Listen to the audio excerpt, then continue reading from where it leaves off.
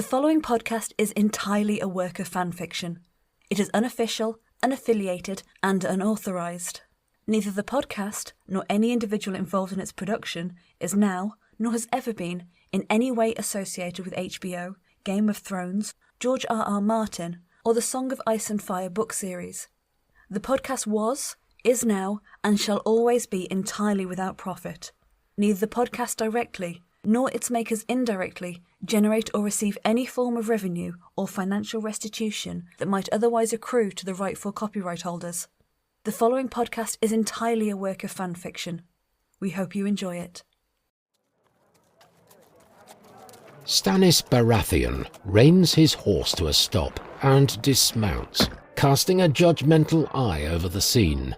While the rest of the town sleeps, the revelries at the tavern show no sign of winding down. Stannis makes for the door, but stops at the sight of 3 bodies sitting slumped against the edifice, their limbs intertwined and writhing in exploration. Robert? The middle of the 3 heads lifts up and peers bleary-eyed, shielding their brow against the guttering lantern affixed to the crossbeam of the overhanging eave. Look, ladies, it's my little brother. Now the fun can really begin. Stannis is set to scold his brother, but finds himself surprised at a rush of white-brown fur that scuttles across Robert's shoulders. Is that a ferret? I would thank you, sir, to address him by his proper title. As my first official act as Lord of the Stormlands, I have proclaimed this fine young ferret as Lord Slinky, first of his name, protector of the people, and devourer of creepy crawlies. Do you like that? Very well. For my second official act, I shall hire a maester to follow me around and make note of all the clever things I say. The wit and wisdom of Lord Robert Baratheon, we'll call it. He'll make us a fortune. Pause. Leave. Seeing the cast of Stannis' jaw, and realizing he will brook no argument, Robert sighs and removes his arms from about the women's waists. Sorry, ladies. Lord Stannis has spoken. The pair stagger past Stannis and into the tavern. The resentment of the looks shot his way, matched only by the contemptuous glare sent theirs in return. From somewhere about his person, Robert produces a tankard and takes a long drink of ale, spilling more down into his beard and across his soiled leathers than he successfully conveys into his mouth. You've no reason to insult them like that. They sell themselves for coin. That makes them whores, as I understand the term. Their names are Collie and Marion, and they happen to be fine young... As he speaks, Robert begins patting about his middle with growing disquiet. Oh, bollocks, they stole my coin purse. He shrugs resignedly. I suppose I really shall have to write that book now. It's all right, ladies. You earned every copper. Is this how you want your people to see their lord? A drunken lech covered in his own blood and vomit? Better that than a lord that doesn't even know their names. And only the vomit is mine, in point of fact. Robert attempts to rise, but even with the wall providing ballast, he somehow conspires to topple back into the mud. A trio of patrons poke their heads through the open window and ogle Robert's failure. Get back inside, now. The Gawkers ignore his command, but Stannis takes an ominous step towards the door, and the heads quickly retreat from view. You clearly have no care for your own dignity, but at the very least you can show some respect for our fathers. Our father never cared what I did when he was alive. I hardly think he'll make a start now he's dead. Our father worshipped the ground you walked on, you damn fool. Funny way of showing it. Packing me off to the Vale when I was barely out of swaddling clothes. And you thought you'd find our father's love at the bottom of a tankard, or in the beds of slatterns? Perhaps not, but I've had a bloody good time searching. Stannis leans down and snatches the tankard from Robert's hand, tossing it away into the night.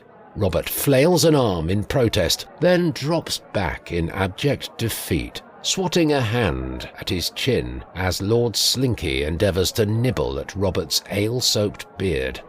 Don't come to me with your self-pity, Robert. I have no use for it. You think father sent you away because he didn't love you? He wept every night for a week after you left. I don't remember a single day going by in the years since without his talking about his son and heir and what great hopes he held for his future. And now look at you. Just leave me in peace, why don't you? I'd like nothing more, but you have visitors. Jon Connington and Donal Fell have been waiting since midday. So, thank them for coming, hear their commiserations, and send them on their way, like all the other grasping shits come to lick some lordly arse. Stannis's jaw tightens, as though he resents the words he must utter, and means to make their passage across his lips as attritional as possible. They insist on speaking with you. The door to the tavern swings open, and a man and woman wrapped in a lover's embrace spill out. Stannis turns his ire to face them and points a finger back the way they came. The next person to step foot outside that door will find themselves roped to the back of my horse and dragged the half-league between here and my dungeons. House Fell is among the oldest and wealthiest in all the Stormlands.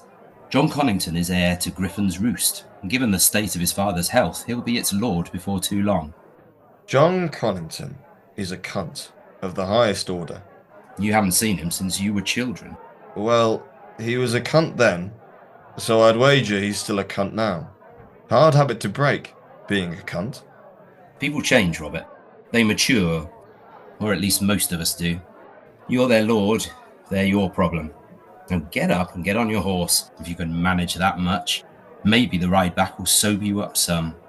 Robert jots out his chin like a petulant child forced into some burdensome chore. Fine, but I'm bringing my ferret.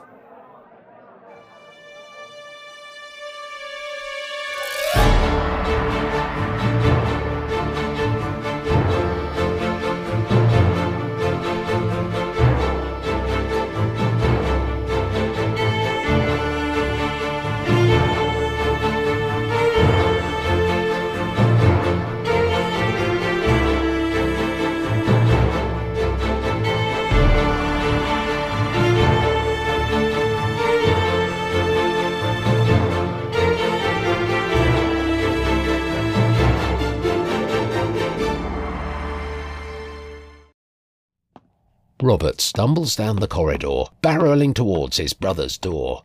As he arrives, Selyse Baratheon ghosts quietly from Renly's chambers and pulls the door closed gently behind her, blocking Robert's path. Oh, no, you don't. Even though her two hands can barely wrap about Robert's bicep, she grabs him by the arm and endeavours to spin him back the way he came.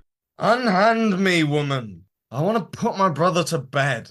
I've just spent an hour putting your brother to bed, and I'll not have you disturbing him now I've finally got him settled. Come on, shoo. It'll only take a minute. If you'll just... Robert tries to manoeuvre his bulk past Selyse, but finds her too sprightly and sober to evade. You made more noise than a lopsided elephant coming up those steps, and somehow I still smelled you before I heard you. You go in there, and the candle next to Renly's bed is like to swallow you up and burn the castle down besides. You can see him in the morning when you've washed that stink off. Finding himself embarrassingly outmatched, Robert sniffs haughtily and stands to his full height in an effort to salvage some semblance of face before this woman less than half his size. I have an appointment with Lords Connington and Fell. Lords Connington and Fell have retired to their chambers for the night. They can wait until morning too. Now go, you're making my eyes water. Selyse harries Robert away from the door, swatting at his broad back. Keep going. What in all the gods? Is that a ferret in your pocket? 6 knights of the King's Guard wait mounted and ready in the yard of the Red Keep. Sirs Harlan Grandison, Oswell Whent, Jonothor Darry, Barristan Selmy, and Prince Lewyn Martell sit two abreast, Sword of the Morning Sir Arthur Dayne at the head of the column. Mother's mercy, would you look at this? The rest of the King's Guard follow Oswell's prompting and turn towards the stables. From beneath the eaves rides Jaime Lannister, glistening from head to toe in golden plate. His double-quilted cloak drapes across his stallion's hindquarters, affixed about his shoulders by a pair of rearing lions, the corners of the cloak clamped between their jaws. The ornate scrollwork of his breastplate matches that of his gauntlets, the enamelled steel studded throughout with sparkling gemstones set into the eyes of 100 cavorting lions. The Lannister motif repeats again on the heavy oak shield he wears on his arm, its outer rim gilded in gold and fringed with hundreds of snarling sigils. Atop his head perches the largest lion of all, rearing back and roaring, the intricate detail of its likeness dancing in the morning sun beneath a plume of yellow, standing proud and erect. Most beaming of all, however, is the smile affixed to Jaime's earnest, excited face. Good day, sirs.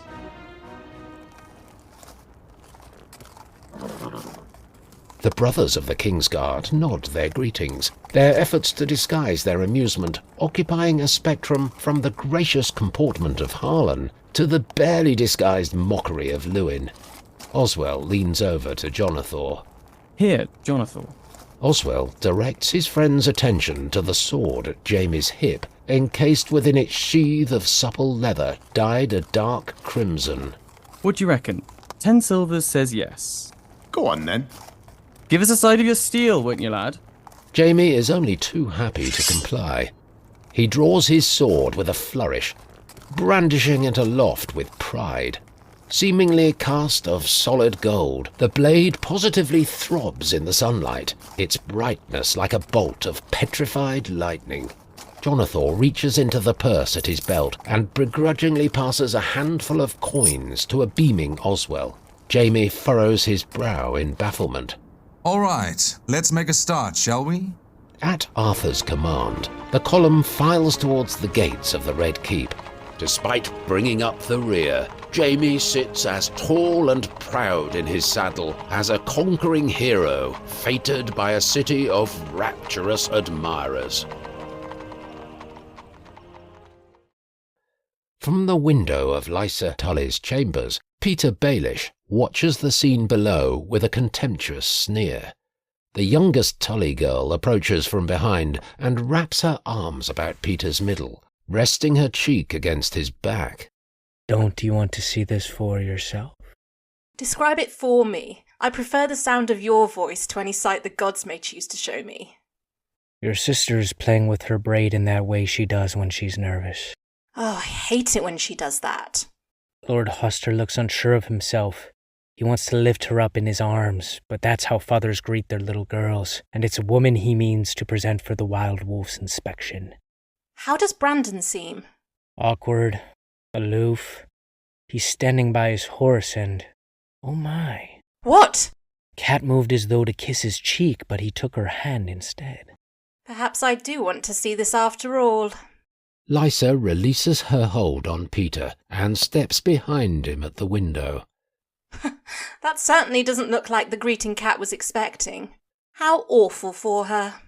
Petyr glowers down at Brandon, the young lord showing greater interest in unstrapping his pack from the saddle than he is the solicitous attentions of his betrothed. If there's anything in this world more galling than the good fortune of the undeserving, it's the greater fortune of the unappreciative. Lysa's mean-spirited smile slowly begins to falter as she watches Brandon share some words with Hoster, Catelyn standing awkwardly aside. They've been on the road together for days. What can Brandon possibly have left to say now that's more important than Cat? Brandon and Hoster cross the yard in close conversation and disappear from view, leaving a dejected Catelyn alone with her disappointment. Surprising Petyr with the tenderness of the gesture, Lysa raises a hand to the window, as though reaching out to her sister, her fingertips tracing Catelyn's steps as she traipses dutifully towards the castle. Arranged in pairs along a dry dirt trail, the knights of the King's Guard advance their horses at a trot through the winter-racked trees of the Kingswood, Barristan riding abreast of Jaime at the train's middle. Turning in his saddle, Harlan directs Jaime's attention towards the broad clearing of sparse and sickly grass visible through the trees to their left. Dragon's Ditch, they call that. I'm not familiar. Oh, you won't find it on any map. A name known only to the locals, and only the locals as old as me at that. I don't see a ditch. The wit of the common folk. This is where Aegon the Unworthy ditched his mummer's dragons. Great metal and wood monstrosities built by the king's pyromancers. They never made it farther than this field.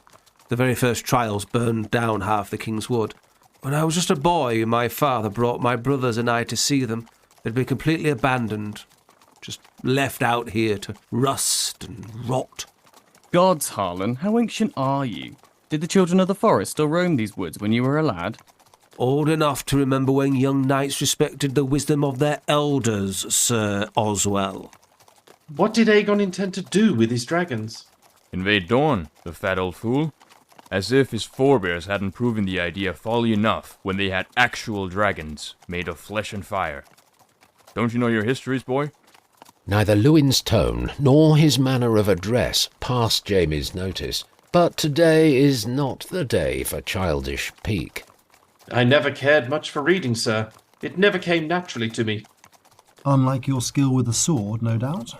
That didn't come naturally either, Sir Barristan. I suppose nothing worth having ever really does. Did I say something amusing, sir?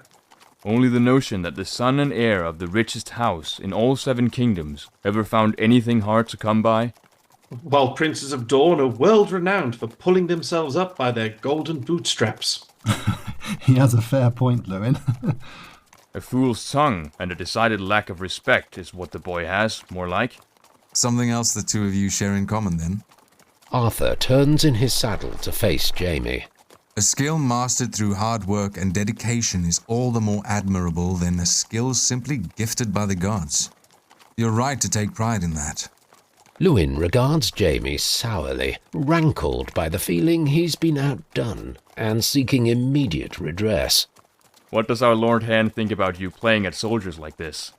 My father called me to King's Landing to learn the ways of court. I'd say a day among the King's Guard counts as a valuable lesson, wouldn't you, sir? That's a pretty way of saying you didn't tell him. My uncle Geryon always held that it's better to beg forgiveness than it is to ask permission. If there are any doubt that you are your father's son. I'm not sure I take your meaning, Sir Jonothor. Only that when the day finally comes to etch Lord Tywin's epitaph upon his tomb, I can think of no other words that might serve half so well as those. Jaime's frown of incomprehension invites Oswell to interject on his friend's behalf. How much do you know of your father's rise at court, Lord Jaime? Well enough, what little there is to know. He grew up alongside Steffon Baratheon as page and squire to Prince Aerys. They all 3 fought in the War of the 9 Penny Kings together, and when Aerys came into his throne, he chose my father as his hand. Why do boys insist on handling their history the same way they do their women, fumbling all over the most important details in their rush to reach the finish? The others share a smile, and Jaime feels his cheeks redden. Barristan alone remains unamused, glaring unnoticed at Lewyn's back. Just ignore him, Jaime. Our prince's humour has always been as prickly as his Dornish pears. That may be, but it doesn't make the sentiment any less true. There's more to the tale of Tywin Lannister than a 10-second telling. Jonothor recognizes Jaime's expectant expression and sighs, shifting in his saddle like a septon, settling himself for an oft-told oration. Your grandfather, Titus, was a good, decent man, but ill-made to govern a great house. He emboldened his bannermen through his own forbearance, forever indulging in their demands and excusing their liberties. He gave away his only daughter to a second son of Frey, simply because Lord Walder asked it of him. Tywin and his brothers grew up watching their father being played for a fool, first by the Tarbecks and the Rains, then later by a succession of common-born whores that presumed to fill your grandmother's place at the Rock. It wasn't until after his exploits in the War of the Ninepenny Kings that Tywin felt sufficiently emboldened to go over your grandfather's head and correct his negligence with the same steel he bloodied on the stepstones. I've often thought that was the common ground that provided the foundation for your father's friendship with the king. Jaehaerys was beloved by his people, but the nobility saw him as a weak and pliable ruler. They would mock him for being overly concerned with carrying everyone's favour, even as they took full advantage of his open-handedness to fill their pockets, expand their lands, and run roughshod over the laws of the realm. And which view of Jaehaerys do you tend towards? A man is rarely just one thing, it seems to me. That said, I've heard it argued that the war only came about because that twisted, whoresome Baelish believed the Seven Kingdoms would prove easy pickings, with old King Jaehaerys sat upon the Iron Throne. And he would have taken them too, if it weren't for your father's boldness and the sword Aerys shoved in Maelys's belly. The others are too invested in Jonothor's monologue to notice the glob of phlegm Barristan pointedly spits upon the ground at mention of Maelys's end. When Jaehaerys died and the Iron Throne passed to his son, Aerys moved quickly to reassert the royal prerogative his father had squandered. That's when he called upon the two men closest to him. Lord Baratheon and my father. The carrot was wielded by Lord Steffan, a natural-born conciliator, renowned for turning enemies into friends. The stick belonged to your father, experienced as he was in handing down discipline to overproud and grasping lords. Steffan didn't last too much longer at court. After so many years chafing under Jaehaerys' wavering rule, Aerys was inclined to make far greater use of the stick than the carrot. In so many ways, the War of the Ninepenny Kings was to the Seven Kingdoms as the Reign Rebellion was to House Lannister. Both exposed the pitiful state to which once fearsome powers had fallen, and both the crucible from which a vigorous new generation was forged to supplant the aged and impotent old. An interesting parallel, and eloquently phrased, sir. Aye, I thought the same when I first read it word for word in Pycelle's Observations upon the recent bloodletting on the Stepstones. At least when it was written, I could close the book and escape the old stoat's ramblings. I never imagined you for a scholarly man, Sir Jonothor. Jonothor shares a good-natured grin with the others at the young man's obliviousness at his unintended insult. We're more than just knights with expert swordsmanship, or at least we're supposed to be in the mind of the Lord Commander. Gerald insists on his white cloaks knowing their histories. A man cannot serve a realm he does not know, he likes to say. That's why Harlan serves so well. He's lived through so much of the realm's history. He knows it front to back. Delighted to once again be a party to, rather than the butt of the joke, Jaime chuckles along with the King's Guard as Harlan twists in his seat to shake a fist at Lewyn in pantomime umbrage.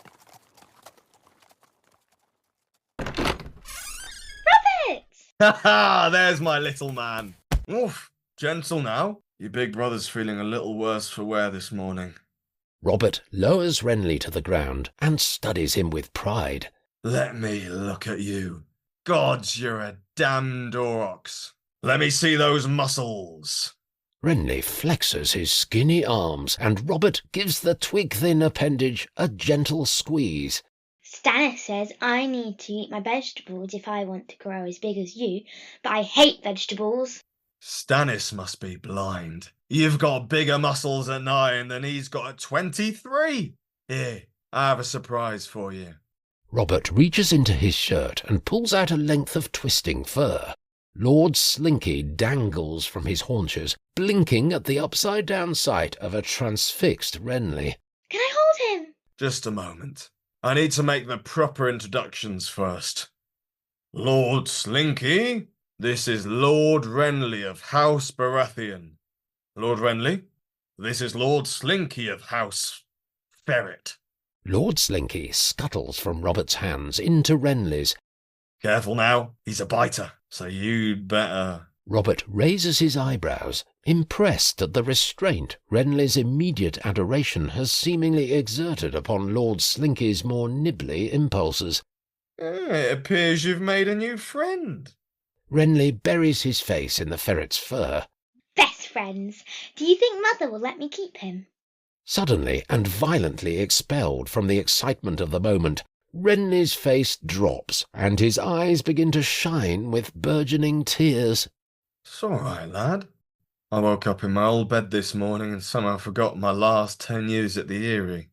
It took me until breakfast before I stopped expecting Mother to come chase me off to the Maester for my lessons. Renly wipes at his eyes with the back of his shirt sleeve. Aunt Selyse says drowning is the most peaceful way anyone can die, but I don't know if that's true. She's a very smart woman, Selyse.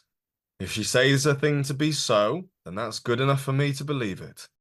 But what happens to Mother and Father now? How will the stranger find them all the way at the bottom of the sea?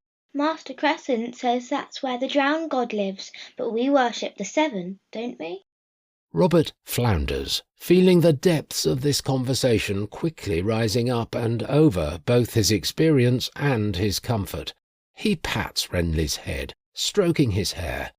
Listen, Renly, I've got some very important people I need to speak to, but once I'm through, how about you and I take a nice long ride together?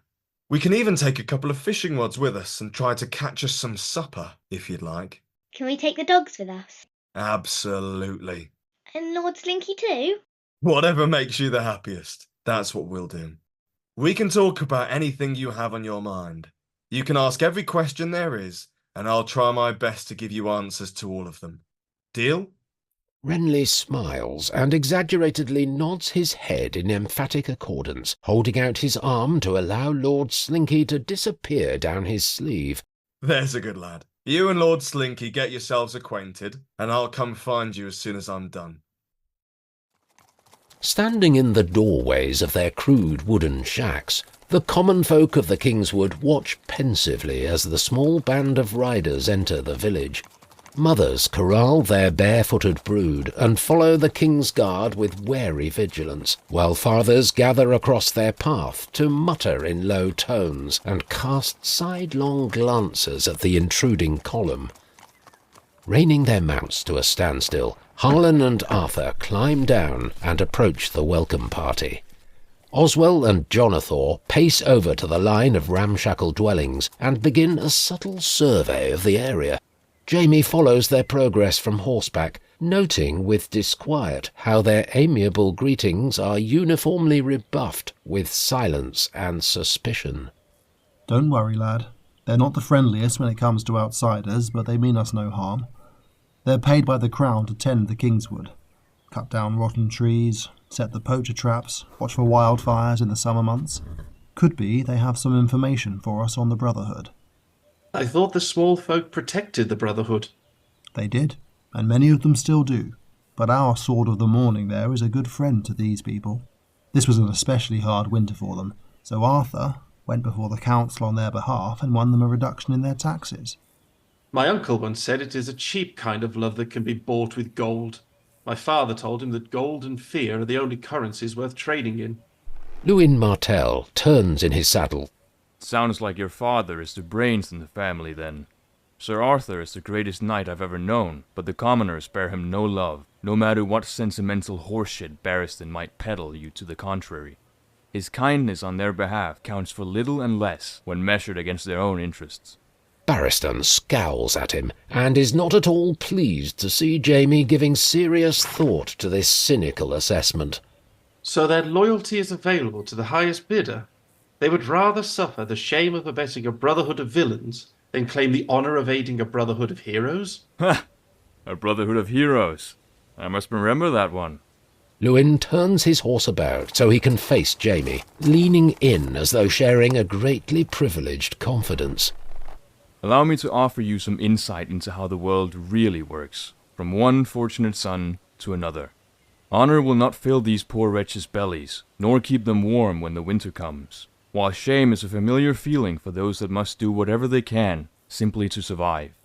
These people protected the Brotherhood because they shared the wealth they stole from the highborn, and now they inform on the Brotherhood because Arthur bought them off with kind words and cheaper taxes. Ask any of those women giving Oswell and Jonothor the evil eye right now, and they'll tell you that honor and shame are naught but words, and words are wind, little lion cub. Again, Barristan appears curiously concerned at the impression Lewyn's candidness seems to be having upon Jaime. You speak of honour as though it were some small thing. I have lived by my honour, and one day I shall die by it. Everything in between recorded in the White Book alongside my brothers, living and dead. A man's honour enables him to live long beyond the days of his own life. Jaime smiles at this, impressed at Barristan's high-minded rebuttal. Lewyn snorts derisively and nods over his shoulder at the conference between villagers and Kingsguard, the apparent spokesperson for the residents speaking with some animation to a nodding Arthur. And if that man there should choose to live the same way, who will remember his honourable refusal of the Kingswood Brotherhood? Only his wife and children, who must now beg in the gutters of King's Landing for the food they no longer have a husband and a father to provide for them. Not even the outlaw that throws a noose around his neck and hangs him from the nearest tree will remember him come the dawn. Jaime remains silent, but almost imperceptibly nods his head in apparent agreement. Barristan's scowl returns, but Lewyn remains indifferent to the older knight's displeasure, clearly confident he has successfully swayed this impressionable young jury of one. Harlan and Arthur return, the former waving his hand at Osmond and Jonothor, beckoning them to curtail their explorations. They claim the Brotherhood haven't passed this way in a moon's turn. It must have been the children of the forest that made fresh tracks behind that row of huts, then. A hunting party from the city, perhaps? Too many. A score on foot. The same or more on horseback. That pigsty was full the last time we came by here, too. Seems someone had need of some pork, and a fair old amount of it by the look of things. Where did they say the Brotherhood was headed last? Harlan and Arthur exchange a loaded look, Arthur evidently reluctant at having to share an uncomfortable truth, and his friend aggrieved at having to insist. Southwest, following the Blueburn towards Longtable. It seems Toyne has decided to lay low until the Crown's attentions have eased and it's safe to come out of his bolt hole. And I suppose our man just so happens to know the location of this bolt hole. And offers to lead us there directly. Lewyn shakes his head while still permitting himself a thin smile, as though to make clear that he is neither surprised at being proven correct, nor taking any satisfaction in Arthur's disappointment. What does this mean? Arthur has been outbid. The Brotherhood never made permanent camp. That's how they've avoided capture for so long. And if they ever did, they certainly wouldn't be so cavalier in sharing its location. Arthur looks to Harlan, palms open and upturned in invitation. You have command. It's your call. Harlan surveys the scene, weighing his decision. All right. What are you thinking? Young Lion's Bride? Harlan, we have to consider Jaime's safety. Let me escort him back to the city. If we're doing this, we'll need you with us, Baristan. Then keep him here, at least, where it's safe. If only we could be sure that were the case. The boy won't be in any real danger. All he needs to do is act stupid. You can do that much, can't you? I could do anything you ask of me, sir. Harlan considers a moment longer, looks from Lewyn's raised eyebrows of encouragement to Barristan's shaking head. Lewyn, you're up. Lewyn smiles in victory and gives Jaime a nod to follow. 2 miles down the path, you'll cross the Wendwater. Just beyond, there's a clearing with an outcropping to the east, almost as tall as the trees. I know it well. As Jaime passes, Arthur takes hold of his horse's reins. The second you see me again, you turn your horse and ride as fast as you can for King's Landing. Do you understand? Jaime nods, and after a long moment of studying the younger man's face, Arthur releases the reins, and Jaime follows Lewyn to meet the waiting villager nominated as their guide. Sir Lewyn, what was that about the young lion's pride? You don't know it.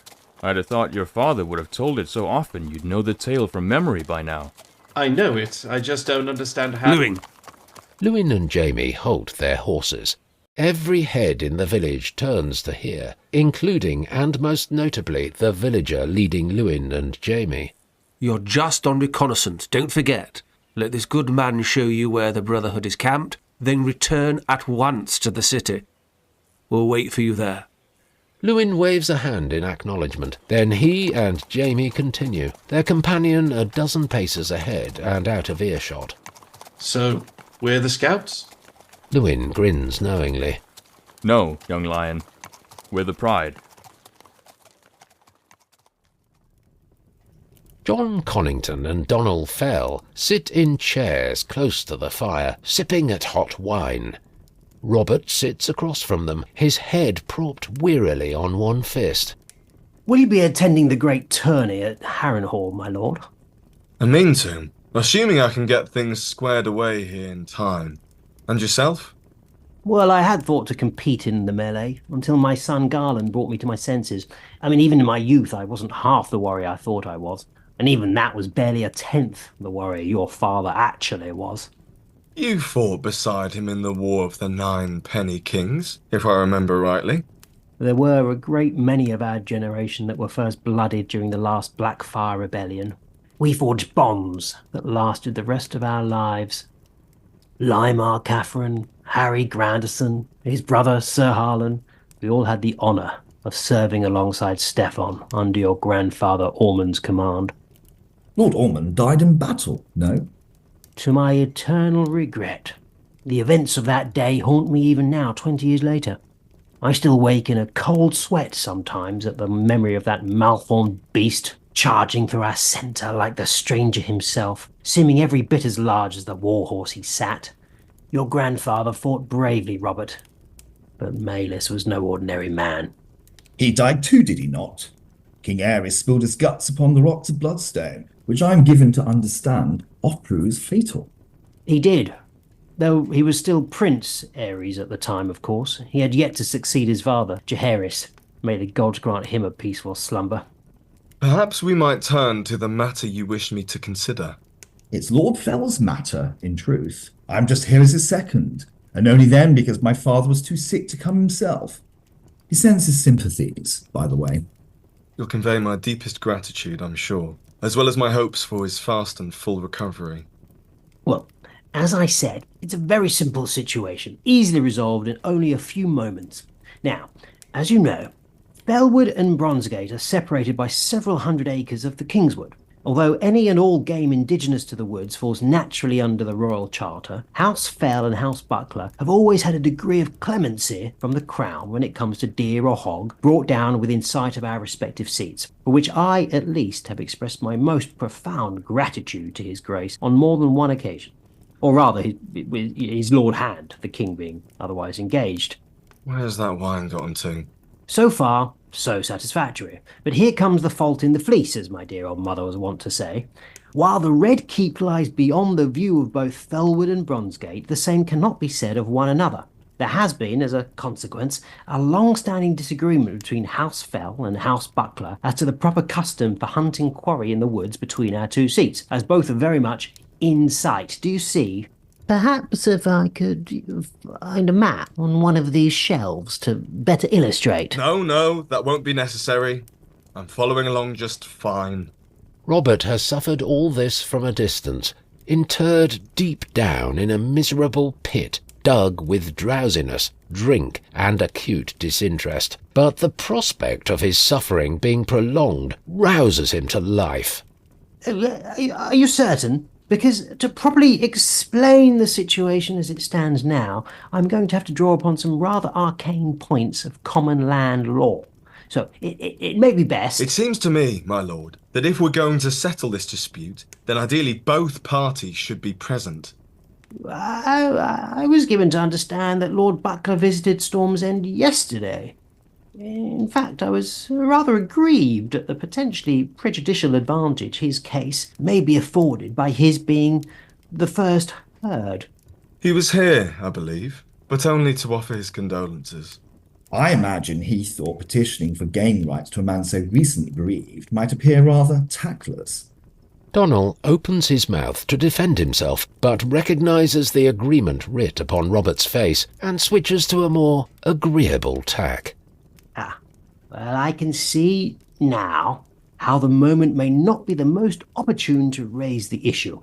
As I said, I only thought that as I was already here... You thought there's no time like the present to resolve a petty squabble that's dragged on interminably and without incident for the better part of 20 years, and about which only you choose to care. I imagine you thought it could only benefit your case if we were to catch the new lord when he's most distracted with grief. If you were entirely lacking in shame, you could even crowbar into conversation how he fought beside his recently passed father and witnessed his grandfather fall bravely in battle. A scandalised Donald turns to Robert. Are you going to just sit there and let him speak to a guest in your home like that? I wouldn't, but he's a guest here too. I'm sure you see my dilemma. I have never in all my life been met with such egregious disrespect. That seems unlikely. He must be what, 90? Robert's cheeks suddenly bulge and he clamps a hand across his mouth. He swallows heavily, returning the rising tide of vomit back whence it came. Are you drunk, boy? Hungover, actually. And I'm your liege lord, not your boy. Donald gets to his feet, his face a contortion of anger and insult. Lord Stannis would never show me such appalling disrespect. And mustn't you be feeling foolish for insisting on speaking with me instead? And how do you propose to resolve this situation, my lord? Robert shrugs the rounded rock of his shoulders. I suppose you and Buckler could wrestle for it. This is absurd. I quite agree. Lord Buckler must have almost as many pounds on you as you have years on him. If my son was here... Why isn't he here? Now you mention it, doesn't he have his own respects to pay? Robert waves a finger at John. Even this one's father had the good grace to send sympathies from his sickbed. My son has already departed for Harrenhal. He intends to enroll in the lists. Seriously? The last time I saw him, he was too short to pull on a girl's braid, let alone mount a horse. Well, yes, much can change in 10 years. I assure you that is no longer an issue. Buy him a donkey, did you? His face a shade of the deepest, most disconcerting red, Lord Donald Fell all but stamps his foot in impotent rage. He turns and strides for the door. This is not the last you'll be hearing from me. Perhaps I could have handled that better. I wouldn't worry. Donald Fell has been a cunt as far back as anyone can remember. I have it on good authority that calling a fellow lord a cunt is generally frowned upon. Your authority can frown upon it generally, or frown upon it specifically, but neither shall make Donald Fell any less of a cunt. Due respect, John, but you're far less tedious than I remember. Didn't you hear, our friend? Much can change in 10 years. You should see his son now. Such a tall, strapping tree trunk of a man. He may not even find room in your breeches. Silver Axe, he styles himself these days. Silver Axe? On account of the solid silver axe he totes about the place. Our father's war was the last time anyone in these 7 kingdoms had cause to actually wield a weapon, so the gods only know the purpose of such an absurd affectation. Dropping the top off his boiled egg in the morning, perhaps. So little Lord Silver Axe had a growth spurt. What brought about your own change? I left home, moved to the big city, loved someone, lost someone. Forgive me as saying this makes me as indelicate as Fell, but getting out from under a father's wings can do wonders for a man. You'll miss your old man when he's gone. Believe me. I expect you're right, though we shan't be waiting long to see, unless he starts taking better care of himself. The stubborn old fool is still insisting on making the long journey to Harrenhal. A matter of some great import demands his attendance, I'm told.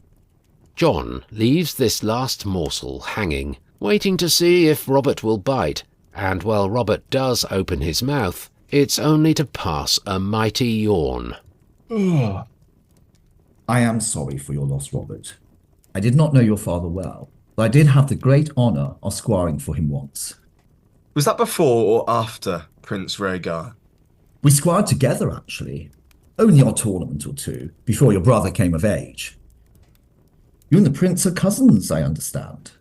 Second or third, I seem to recall. Though I never could keep track of how all that works. My grandmother was Rhaelle Targaryen, sister to old King Jaehaerys. Still, closer to the throne than most of us. Robert smiles at the notion, but again has naught else to offer. He was a good man, your father. He took the time to talk with everyone, from high lords to stable boys, and showed them all the same respect regardless of their standing. I have thought fondly of him ever since. Jon Arryn has told his war story so often, I can almost summon the scenes to mind, as though they were a memory. But in truth, I never so much as saw my father compete at tourney. I'd have liked to squire for him, even just the once. They were close, Jon Arryn and your father? As I understand it, he was closest with Prince Aerys and Tywin Lannister in those days, though I believe they drifted apart once my father left court. But these last years, he and Jon Arryn were thick as thieves. I don't suppose a man takes another son to ward without there being a great deal of affection between the two. I assume the same is true of Lord Rickard, your friend Ned Stark's father? And Hoster Tully too. Nothing binds men together like brothers more than the imminent possibility of violent death, Jon always says. And those bonds are still forging new links even today. I counted Prince Rhaegar amongst my closest and dearest friends whilst living in the capital. Yet we may never have bonded as squires for your father if he and King Aerys didn't share the history they do. True. The same could also be said for me and Ned, come to think of it. Jon waits expectantly, closely watching Robert's face, but no further comment is forthcoming. And now you and Lord Eddard's sister, soon to be bound in marriage. How do you know about that? Your father must have mentioned something to my own, I suppose. The proposal was only made recently, while my parents have been abroad for months. A letter, then? My father's been known to write a dozen a day during his latest confinement. I sometimes wonder if it's the only thing keeping his mind from rotting entirely at the sheer boredom of bed rest. I apologise if I spoke out of turn.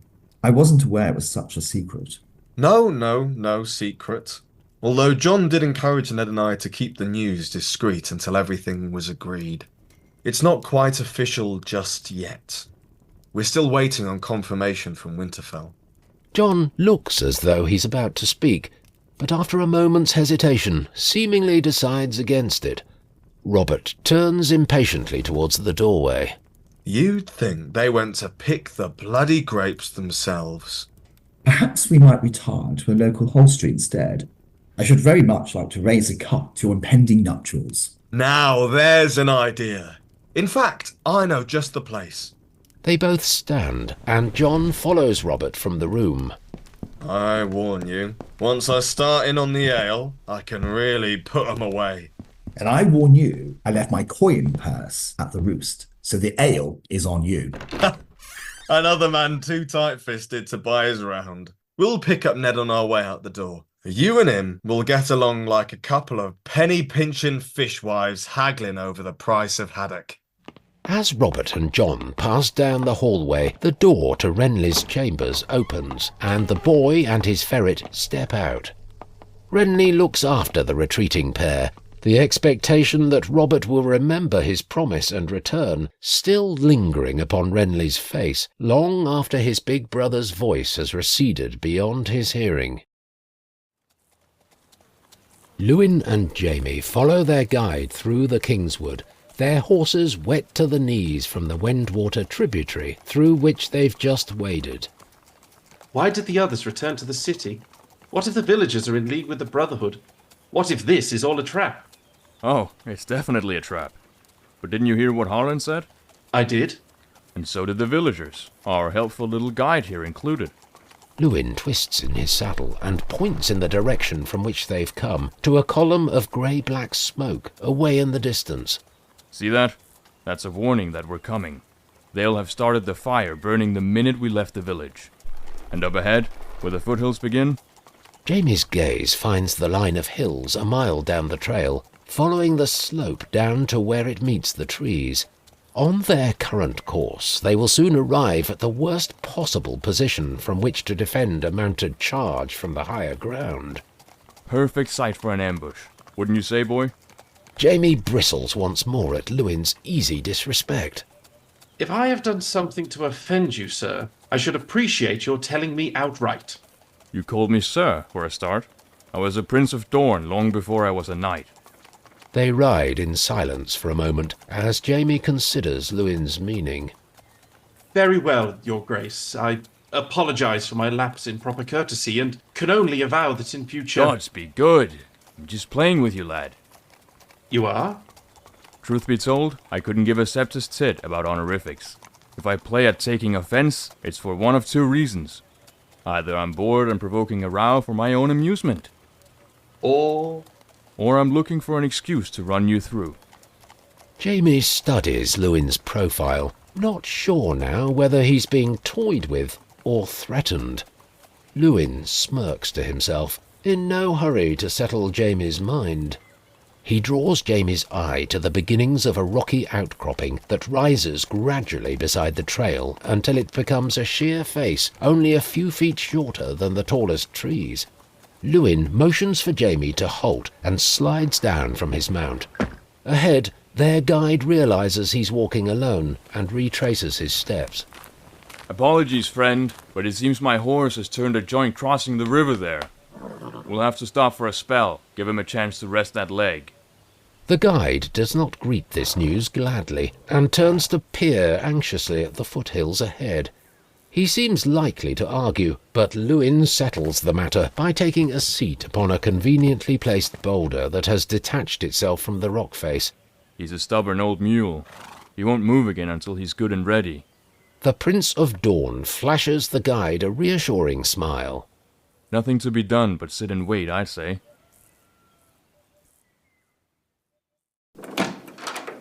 Your Grace, what an unexpected honor. I realized you and I have still to be properly introduced since my return to the capital.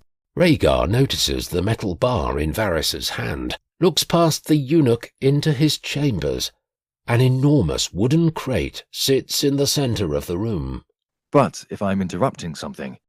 In my haste to answer your father's summons, I left the greater share of my belongings to follow after me from Pentos. I hope you don't mind. I wouldn't dream of denying a man his home comforts a moment longer. Please continue. Rhaegar perches on the edge of the desk as Varys returns to the crate, prying at the lid with evident difficulty in an attempt to dislodge the strips of steel joined to a large, rusted padlock. Pentos, is that where your people are from? Varys pauses just long enough to offer Rhaegar a knowing grin. I'm not the first man to ask that question, am I? Nor the last, I suspect, though given the nature of my office, I can hardly begrudge a man the indulgence of curiosity. You've inherited quite a notorious lineage, you know. More than one Master of Whispers have writ their names large in the histories of the Seven Kingdoms. Is that so? For instance, did you know there's actual precedent for Pentoshi serving as Master of Whisperers? Is there indeed? Tyanna of the Towers was the woman's name. Supposedly, she had the reputation for sorcery and possessed the ability to control the actions of others, animals included. The Mistress of Spiders, the small folk named her. Spiders? I rather like that. That was only until she married the king and became the third of Maegor's 6 wives. After that, nobody dared name her anything but Queen. People do have a tendency towards the reticent when confronted with power. Unfortunately so. How is one to survive in a court beset by division when the liars, schemers, and mummers that populate it learn to disguise themselves behind hollow courtesy? If Rhaegar's question was not meant as rhetorical, Varys gives no sign of having inferred as much. Then there's Larys Hightower. No accounting of the Dance of Dragons could ever consider itself complete without devoting a fair amount of ink to Lord Clubfoot. In living memory, you have Brynden Rivers, of course, the man they named Bloodraven. Like Tyanna before him, Brynden too had a reputation for the fantastical. He was a man of 80 when he went missing nearly 30 years ago, but the more superstitious among the small folk will tell you he lingers on still, sustained somehow by dark magics far beyond the wall. Seemingly tired of watching Varys struggle and fail to pry loose the lock, Rhaegar holds out a hand. May I? Varys hands over the jimmy, but casts a dubious eye over the stubborn steel fixture. I appreciate the offer, Your Grace, but it rather looks as though I'm in need of a blacksmith. Rhaegar kneels and inspects the lock. I suppose it's foolish of me to ask if you have the key. Lost somewhere between Pentos and here, alas. Not to worry. Every lock is different, and some bonds are easier to break than others. Rhaegar looks about the room, spying an empty plate, and beside it, a silver knife and fork. Each can withstand the application of pressure to one degree or another. Some more so, some less. Swapping the jimmy for the fine silver knife, Rhaegar begins to pry at the lock's casing. But even the strongest and most enduring contains within its moulding a weakness, a crack, a crease, a fine line of fissure, where only the slightest push will cause a permanent separation. You know your way around a padlock, Your Grace. I would never have imagined a crown prince possessed such disreputable talents. A close friend of mine was quite the scurrilous knave before he spoke his vows. It's remarkable the things you retain from a misbegotten youth. Remarkable indeed. One almost wonders why you didn't step in sooner. In my experience, you never know what someone is capable of until you give them the opportunity to show you. It's the best way to learn. For them, or for you? Rhaegar only smiles enigmatically. He lifts back the lid and peers into the crate. Reaching in, he retrieves a book at random from the dozens that fill the crate. Opening to the title page, Rhaegar's smile slowly withers. The Lineages and Histories of the Great Houses of the Seven Kingdoms by Grand Maester Melion. Regarding Varys with an expression of dawning realization, Rhaegar pulls a stack of books from the crate. Dragon King, being a history of House Targaryen from exile to apotheosis, by Maester Tommax. The Dance of Dragons, a true telling. Observations upon the recent bloodletting on the Stepstones by our own Grand Maester Pycelle. I prefer Maester Eon's telling personally. And a complete history of the Office of King's Hand by Archmaester Timothy. Rhaegar cannot hide his wry amusement, shaking his head at his own presumption. You let me prattle on telling you histories you already knew. In my experience, you never know what someone is capable of until you give them the opportunity to show you, Your Grace. Rhaegar chuckles and returns the books to the crate. It would appear you and I were cut from the same cloth, Lord Varys. I can think of no greater compliment, Your Grace. I look forward to working with you in council. I expect the two of us shall have a most productive partnership. As do I, Your Grace. We do share the same remit from your father, after all.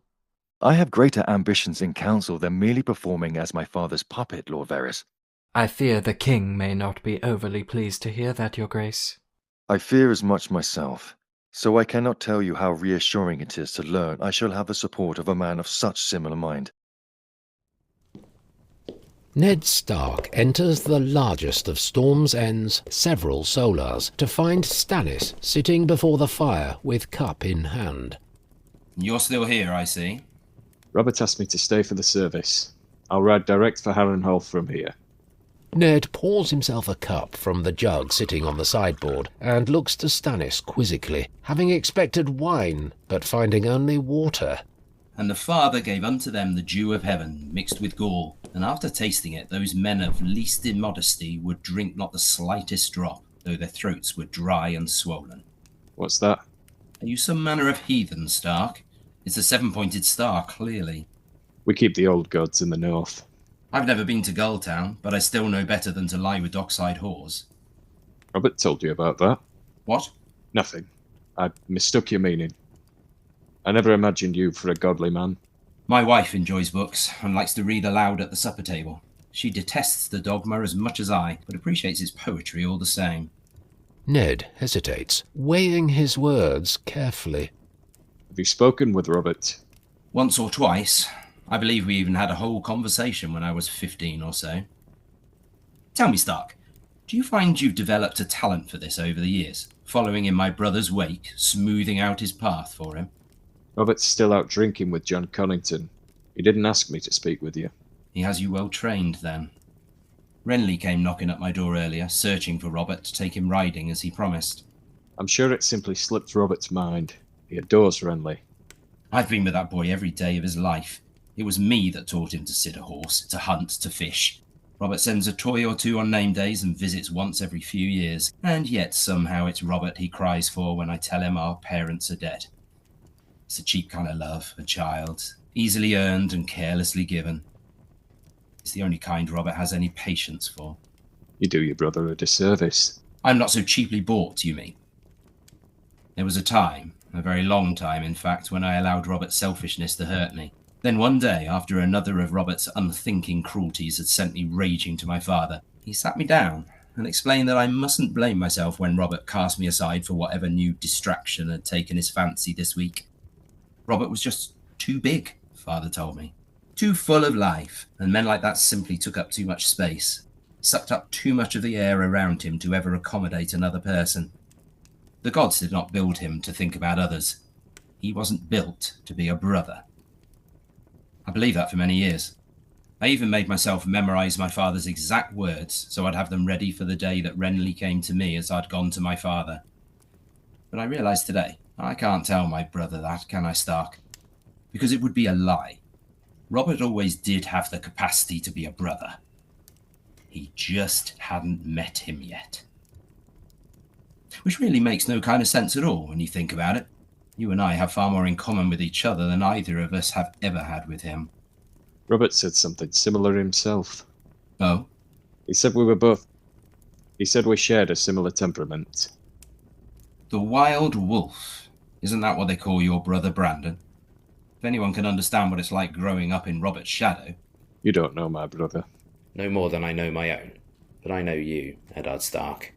You're a second son, same as me. Stannis takes a long drink of water, draining his cup. 10 years I've been learning at my father's side.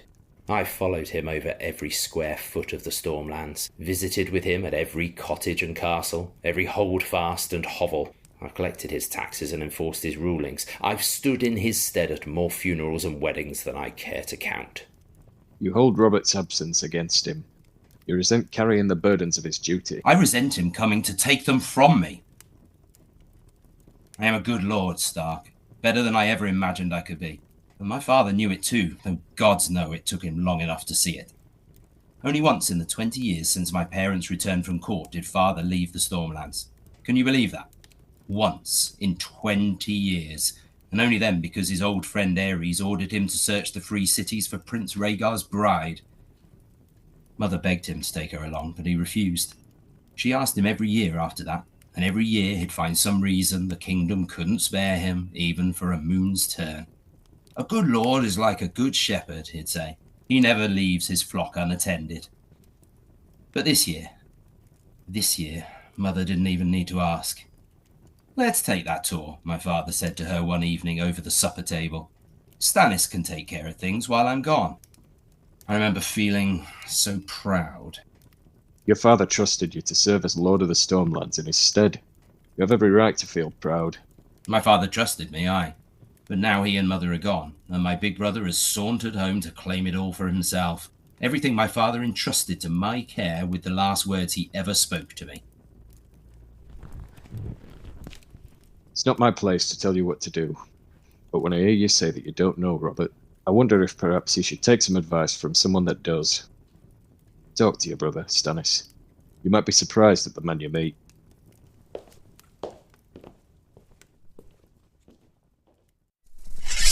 Jaime leaps to his feet and draws his sword as the 3 score of mounted brigands descend from the foothills, but Lewyn shows no such alarm. The Kingsguard finishes scratching at a mud stain on the hem of his white cloak before ambling over to stand beside Jaime on the trail. He holds out a calming hand, gestures for the younger man to lower his steel. The riders rein up, and the 2 men at their fore descend to meet the guide. Only 2? I think I may have overdressed. Sir Simon Toyne takes a second look at Jaime and his ornate golden armour. Then again... He nods to his companion, a beast of a man, standing 2 heads taller than Toyne, his face seemingly set in a permanent smile. The giant tosses a small purse to the guide, who receives his reward gratefully with a quick bow, then scarpers past Lewyn and Jaime back towards the village. A white cloak, a sun and spear upon your breastplate. You must be Lewyn Martell. Prince Lewyn to you, Toyne. And it's Sir Simon to you. I was knighted, same as you.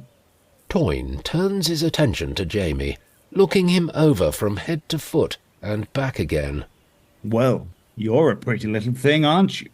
You must come from money too, judging by all that fancy armor. Partial to a lion or three, aren't you? You've got no cause to talk to him, Toyne. Leave the boy be. Toyne ignores Lewyn entirely, licking his lips at the prospect of the golden bounty before him. It's been a while since I had occasion to rub shoulders with the high and mighty, but it seems to me that you must be Tywin Lannister's boy. I wonder what price your father would pay in ransom. Are we going to talk, or are we going to settle this like Knights of the Realm? We have you outnumbered 60-2. You really fancy your chances? I'd fancy my chances at twice those odds, but then I've never exactly been burdened by an overabundance of humility. In fact, just to make this foregone conclusion a little more interesting, I promise to pay you a silver for every scratch I find on our shiny white armor. Our? The trees fringing the trail to the east suddenly part, and Harlan bursts forth. Arthur, Jonothor, Oswell, and Barristan following close behind. Their swords drawn and horses at full gallop, the King's Guard charge into the flank of the startled Brotherhood, slicing and slashing as they hurtle through their ranks. The Brotherhood's motley collection of scavenged mounts scatter before the battle-trained heavy horse of the King's Guard. The remaining brigands rush forward to overwhelm Lewyn and Jaime, but 3 of the King's Guard have wheeled about and return for a second pass. The 4th dismounts and rushes to Jaime's side. Go, ride for the city now! The words have barely left Barristan's lips before a pair of onrushing outlaws draw away his attention, and Jaime is left to make the split-second decision between escape and engagement. He freezes, one hand on the reins of his horse and the other clutched about the pommel of his golden sword. Across the clearing, Arthur has surrendered his horse and joined the fray on foot. He cuts down first one, then a second, then a third, carving through the Brotherhood with lethal grace. Jonothor and Oswell bring their mounts around once more, Oswell running 2 of the Brotherhood down to die beneath his horse's hooves. Harlan sets his designs on the smiling knight, but the monolith stands his ground, converging his twin maces about the muzzle of Harlan's stallion. The horse topples over, spilling Harlan to the ground. Barely has he made it to his feet before the smiling knight is on him. The giant strikes Harlan across the face with the shaft of one mace, exploding Harlan's eye socket, then readies a swing with the spiked end of the other. Jaime throws himself in a desperate tackle into the smiling knight's back, barely staggering the bear moth, but succeeding in thwarting the killer blow. He scrabbles upright and takes his stance, the smiling knight's constant rictus growing even wider at the sight. He takes a step towards Jaime, but Oswell appears from out the ether to cut him off, wheeling his horse about to block the smiling knight's path. Jaime's reprieve is short-lived as an axe-wielding bandit rushes forward from his right, steel raised to cleave open Jaime's skull.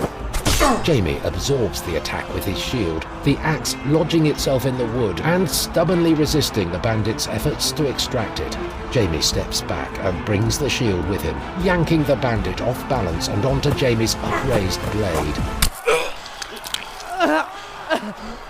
Their faces separated by a matter of inches, Jaime looks into the eyes of the dying man as the shock turns to pain and pain turns to terror. Everything he was and everything he ever might have been draining away with the lifeblood seeping across Jaime's sword hand. I didn't. With the last burst of strength left in his body, the bandit rears up and wraps his hands around Jaime's neck and begins to squeeze. Jaime drives his forehead into the bridge of the bandit's nose, exploding bone and cartilage across his cheeks. They part, Jaime's steel sliding from the bandit's belly.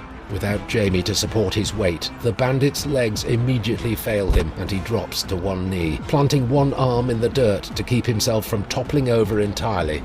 This time, Jaime does not allow himself a heartbeat of hesitation. He swings his sword in a rising backhand sweep that takes the bandit flush above the shoulders. Pressed back to the point of breaking by Lewyn's superior swordsmanship, Simon Toyne gratefully seizes the intercession by 2 of his men and turns away in search of easier quarry. he spies Jaime standing over the fallen Harlan, hunched in defensive posture amid the chaos of battle, turning first this way and then twisting that to keep the enemy from his back, but always failing to cover the direction from which Toyne now approaches. Silly lion cub. Always cover your flank. A fine piece of advice, sir. Toyne swings his sword in a wide, wild arc, but Barristan effortlessly leans away beyond its reach and deals Toyne another fist to the jaw. He lunges forward, stabbing at Barristan, but the Kingsguard parries the thrust aside with a flick of the wrist, then snaps his hand back in the reverse direction and pokes a hole through Toyne's heart, faster than a striking snake, retracting his blade so quickly the entire attack from start to finish appears as one fluid motion. Toyne at first cannot understand the spot of blood quickly expanding across the breast of his surcoat. He looks at Barristan in confusion, then back to the stain with a grimace of realization. He crumples at the knees, dead before his body hits the ground. In the sudden calm that settles over the field, the brothers of the King's Guard survey their handiwork. Lewyn prods a boot at Simon Toyne's lifeless body and gives Barristan a nod of appreciation. He points his blade at two more Brotherhood bodies lying close by their leaders. These yours as well? Though I would gladly claim the credit, I believe those belong to our young friend here. Lewyn looks Jaime over appraisingly, then gives a small grunt of acknowledgement. Nicely done, boy. Barristan lays a hand on Jaime's shoulder, seconding Lewyn's approval. Jaime forces a thin smile. He waits until Barristan turns his back to inspect his hand, and quickly disguises it within the folds of his blood-stained cloak when he sees just how noticeably it's shaking. Lewyn and Oswell help a semi-conscious Harlan to his unsteady feet, then turn and join their brothers in the semicircle arranged before the last member of the Brotherhood left standing. Penned in by the wall of rock at his back, the smiling knight has nowhere to run. He has somehow lost his twin maces in the midst of battle, but even unarmed he still maintains the eponymous expression that he now turns towards Barristan. I saw you cut down Toyne. Handsome bit of swordsmanship. Toyne was a disgrace, to his order and to his house. Not much of a house left after the dragons were through with it. The smiling knight walks over to the boulder upon which Lewyn sat just moments ago and takes a seat. As he speaks, he wipes with his surcoat at the mask of blood sourced from some deep gash above his hairline. They were as proud as Danes once, House Toyne, and just as cosy with the Targaryens, until Aegon the Unworthy caught the old Terence abed with his mistress, and the great fat fuck had him torn apart. Made her kiss every piece. And then the Dragon Knighted all of his brothers. They don't do things by halves, the Targaryens. The smiling knight's eyes pick out Jaime from among his audience. You do well to remember that, boy, next time you're on your knees to King Scab. Your friends in white here are too far gone, but you're still young enough to learn better. Enough. We're taking you back to the city to face the King's justice. The smiling knight sighs and pushes himself to his feet. He steps over to the body of the nearest brigand and claims the dead man's sword for his own. I might be a soiled knight, but I'm a knight all the same. I think I'd rather go out fighting, if that's all the same to you. Lewyn is all too eager to volunteer himself, taking a step towards the smiling knight. Very well. Not you. Always wondered how I'd fare against the finest swordsman that ever lived. What better time to find out, when I have nothing left to lose? Lewyn seems unconvinced, but when Arthur steps forward, he reluctantly cedes his ground. Despite the smiling knight's advantage in size and strength, Arthur's brothers are so convinced of his inevitable victory that they turn away to gather about Harlan and inspect the ruin of his eye socket. Only Jaime affords the duel his total attention, his eyes tracking every movement Arthur Dayne makes, utterly entranced. The smiling knight charges, looking to overwhelm the smaller man with a barrage of blows, swinging wildly time and again, only to find naught but empty air where Arthur stood only a split second earlier. The sword of the morning parries a backstroke, sidesteps a downward slash, then swoops forward in the hiccup of time before the smiling knight's third movement, and stabs 3 inches of steel into the monster's unguarded gut. A fourth attack comes without pause, the smiling knight seemingly unfazed by the blood soaking his middle, the darkest shade of claret. On the 5th swing, Arthur blocks the sword high on its blade, and the old and inferior steel takes a deep notch from Dawn, the legendary Valyrian steel of House Dayne. Arthur immediately breaks off, skipping beyond his opponent's reach and lowering his sword. To the smiling knight's confoundment, Arthur walks calmly towards his brothers. Oswell, give him your sword. You what? His has taken a notch. He has need of fresh steel.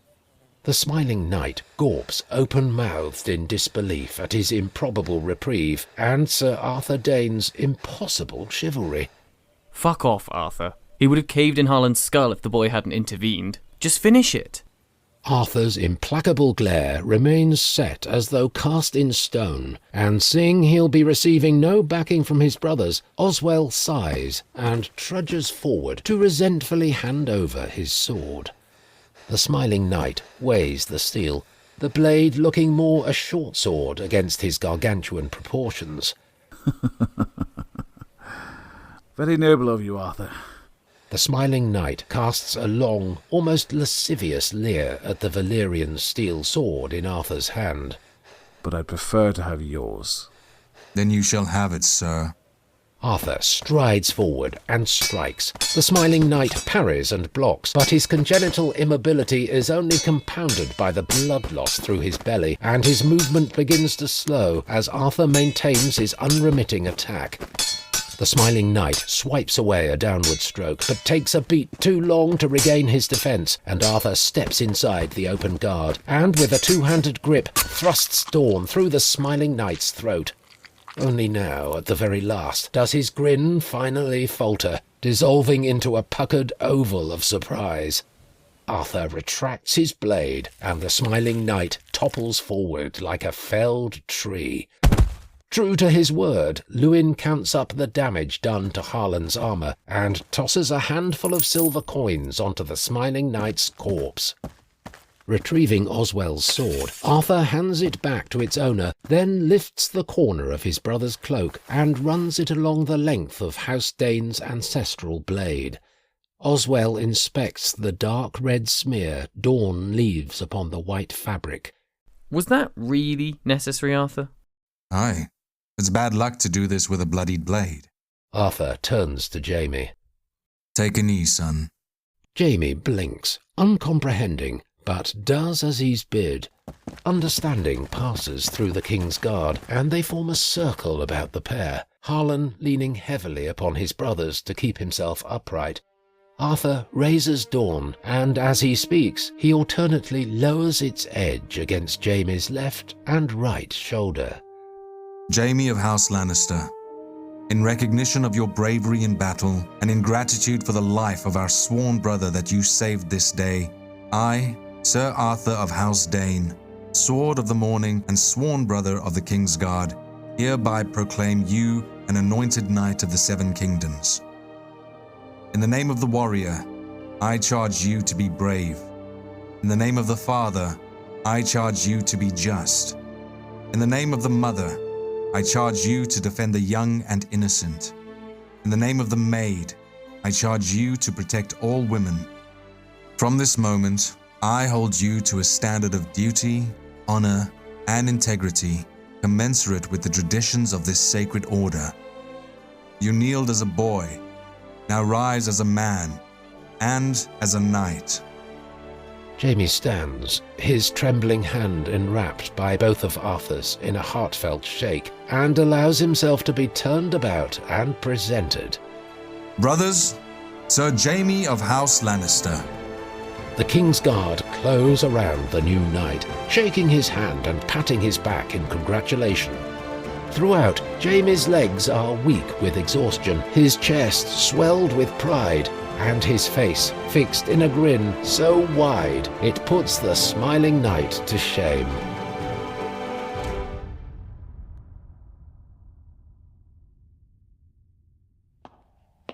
Barristan trudges wearily toward the king's chambers, flakes of crimson black fluttering in his wake as the topmost coat of dried blood that stains his formerly white cloak crumbles free and twists upon the draughts that whistle constantly through the castle's cavernous corridors. He nods perfunctorily to the Targaryen household guard standing sentry at the king's door. Barristan, Rhaella halts her hurried steps, her expression of pain and panic quickly contorting into the impassive mask of the taciturn sovereign at the sight of her husband's guard. Forgive me, sir. I have only just received these ill tidings from the Kingswood. I was afraid that... I feared, perhaps... Your Grace is kind to worry so. Barristan glances back at the two guardsmen. For the welfare of we white cloaks. But I assure you no lives were lost. Sir Harlan took a grievous blow to the head, and Sir Arthur... And you? You bear no wounds, I trust? None, Your Grace. All my wounds are long since scarred over.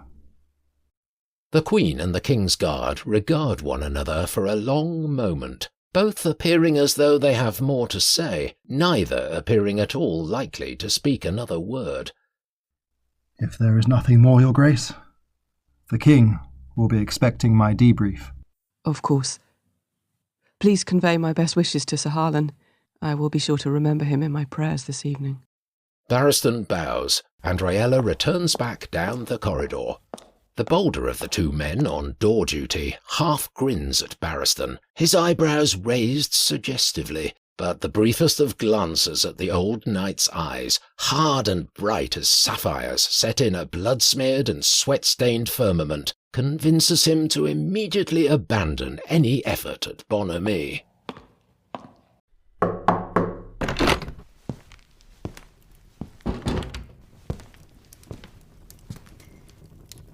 I'm assuming our Lord Commander did not have a change of heart? That much is true, Your Grace. Lord Commander Hightower felt honour bound to assign himself elsewhere. He did not feel he could partake in this deception. Deception, he calls it, does he?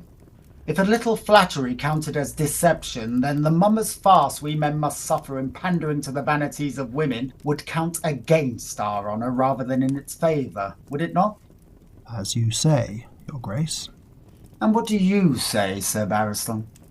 I swore my honour and my sword to the King, Your Grace. I am duty-bound to obey your command. Even when it offends you, is that it? Yes, Your Grace. Even then. Then take solace in serving your king and serving well, though the knighthood was a bit much. Sir Harlan collapsed soon after we returned and has yet to wake despite the Grand Maester's attentions. Were it not for Sir Jaime's intervention, he would likely have never left the Kingswood. The boy came by his knighthood honestly, Your Grace, which is more than I can say for some. Aerys turns away from the hearth to consider the King's Guard standing stiffly in the shadows by the door. You forget yourself, sir. Oh, I forget very little, Your Grace. Aerys narrows his eyes at Barristan, then waves a hand in dismissal, as though shooing an irksome lapdog. Your part is done for now, Sir Barristan. You may go. Barristan bows and turns to depart, but his conscience halts his steps. May I ask, Your Grace, what exactly is your intention towards Sir Jaime? Aerys denies Barristan the courtesy of turning to face him, and peers instead into the well-fed fire, the flames dancing across the king's eyes, bright with malevolent inspiration. My intention, sir, is to show our young Lord of Lannister a glimpse of life beyond that great grim rock Tywin has buried him beneath for all these years. My intention is to make him understand just how brightly gold can glimmer once it's finally permitted to shine in the sun. My intention is to inspire him to ambitions beyond the idle comforts of fortuitous birth. And greatest of all my intentions, and the proposition by which these others become possible, is to provide the boy that which the sons of the rich spend their whole life pursuing. Which is what, Your Grace? The one thing that every rich and powerful father I've ever known was incapable of giving.